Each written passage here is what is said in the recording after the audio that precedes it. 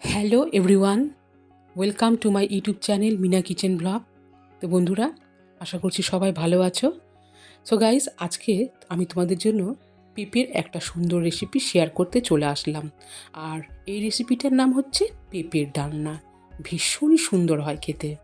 তাহলে চলো গাইস, আজকের এই রেসিপিটা আমি কিভাবে করছি। তো দেখো বন্ধুরা, সবার প্রথমে আমি একটা পেঁপে নিয়েছি। আর এই পেঁপেটা আমি ঠিক এইভাবে টুকরো করে কেটে নিয়েছি। এই দেখো, একদম এই সাইজের আমি কেটে নিয়েছি। আর তার সাথে আমি এইখানে দেখো বন্ধুরা, দুটো মিডিয়াম সাইজের আলু ঠিক এভাবে আমি কেটে নিয়েছি। এরপরে দেখো বন্ধুরা, ওভেনে আমি কড়াই বসিয়ে দিয়েছি। কড়াই খানিকটা গরম হয়ে গেলে এখন আমি এতে দিয়ে দিলাম সরিষার তেল। তেল গরম হয়ে গেলে মিডিয়াম আঁচে রেখে আমি এখানে সামান্য পরিমাণে লবণ দিলাম। এরপরে দেখো বন্ধুরা, আমি কেটে রাখা পেঁপে দিয়ে দিলাম। আর এখন আমি আঁচটাকে একদম মিডিয়ামে রেখে দেখো বন্ধুরা, আমি নাড়িয়ে নিচ্ছি। এইভাবে কিছুক্ষণ নাড়াচাড়া করার পর আমি এখন কেটে রাখা আলুর টুকরোগুলো দিয়ে দিলাম। এইবারে আমি নাড়িয়ে নিচ্ছি। এ দেখো, সো গাইস, এই দেখো, আমি কিন্তু এটা অনবরত নাড়িয়ে নিয়েছি। আর এইবারে আমি কিন্তু ঢাকা দিয়ে রেখে দিব। ঢাকা রেখে দিতে আমি এখানে একটা মশলার পেস্ট বানিয়ে নিব। তো দেখো বন্ধুরা, এখানে আমি দিলাম 1 চামচ জিরে গুঁড়ো, ধনে গুঁড়ো, শুকনো লঙ্কার গুঁড়ো, হলুদ গুঁড়ো।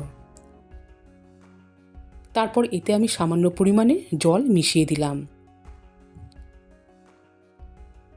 এইবারে আমি চামচ দিয়ে এই মশলার পেস্টটাকে ভালো করে মিশিয়ে নিচ্ছি। সো গাইস দেখো, এখানে এই মশলার পেস্টটাকেও আমি রেখে দিলাম। এরপরে আমি ঢাকনা খুলে দিচ্ছি। তো দেখো বন্ধুরা, আর এই রেসিপিটা কিন্তু করার আগে এইভাবেই আলু আর পেঁপের এই পিসগুলোকে মাঝারি আঁচে রেখে প্রায় বারবার করে ঢাকা দিয়ে এইভাবে কিন্তু নাড়াতে হবে, যতক্ষণ না পেঁপে আর আলুগুলো হালকা ফ্রাই হয়ে যায়। তো দেখো বন্ধুরা, আমি কিন্তু আবারও ঢাকা দিয়ে রেখে দিলাম। আবারও ফিরে আসলাম। এইভাবেই দেখো বন্ধুরা, পেঁপে আর আলুটা কিন্তু অনেকটাই কিন্তু ফ্রাই হয়ে গেছে, তোমরা দেখে বুঝতেই পারছো। এইবারে আমি এই পেঁপে আর আলুর টুকরোগুলো আমি তুলে নেব। এরপরে আমি কড়াইয়ে আবারও সামান্য পরিমাণে তেল দিলাম।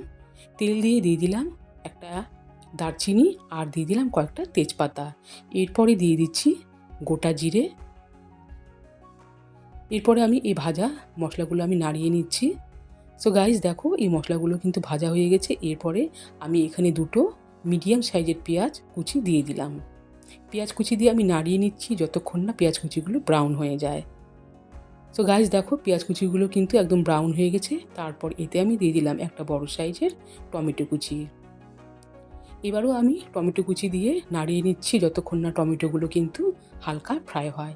সো গাইস দেখো, টমেটোগুলো হালকা ফ্রাই হয়ে যাওয়ার পরে এখন আমি স্বাদ অনুযায়ী লবণ দিলাম আর দিয়ে দিলাম সেই মশলার পেস্টটা। এবারও মিডিয়াম আঁচে রেখে এখন আমি নাড়িয়ে নিচ্ছি।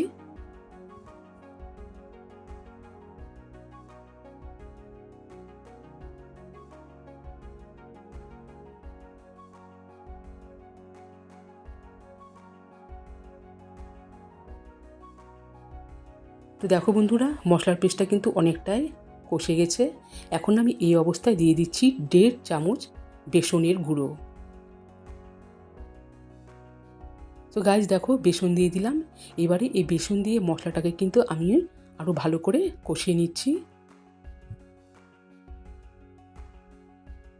এবারে কিন্তু মশলাটা একদম পারফেক্ট কষানো হয়ে গেছে।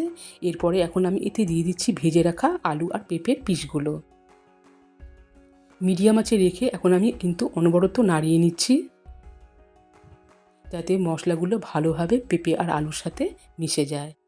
তো গাইস দেখো, একটা বেশ সুন্দর কালার এসছে। আর এখানে কিন্তু মিডিয়াম আঁচে রেখে ভালোভাবে নাড়িয়ে নিতে হবে। আর আমি এখানে কিছুটা চেরা কাঁচা লঙ্কা দিচ্ছি আর দিয়ে দিলাম জল।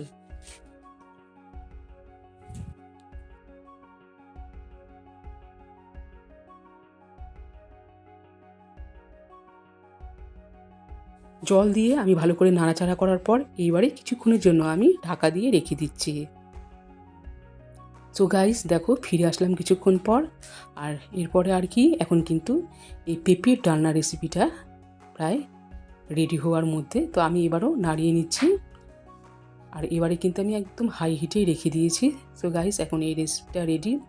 আর এই রেসিপিটা এখন নামানোর আগে আমি কিছু 2-1টা মশলা ব্যবহার করব। তো দেখো বন্ধুরা, এখানে আমি দিয়ে দিলাম ধনেপাতা কুচি। ধনেপাতা কুচি দিয়েও আমি এখন নাড়িয়ে নিচ্ছি। আর এরপরে এতে এখন দিয়ে দিচ্ছি সামান্য পরিমাণে চিনি, দিয়ে দিচ্ছি গরম মশলার গুঁড়ো। চিনি গরম মশলার গুঁড়ো দিয়ে এবারে ভালো করে আমি মিশিয়ে নিচ্ছি। আর এখন এটা হয়ে গেল একদম পারফেক্ট পেঁপের ডালনা। ভীষণই সুস্বাদু হয় খেতে, রুটি এবং গরম গরম ভাতের সাথেও বেশ ভালো লাগে খেতে। তাহলে বন্ধুরা, নামানোর আগে এখন আমি ঢাকা দিয়ে রেখে দিলাম।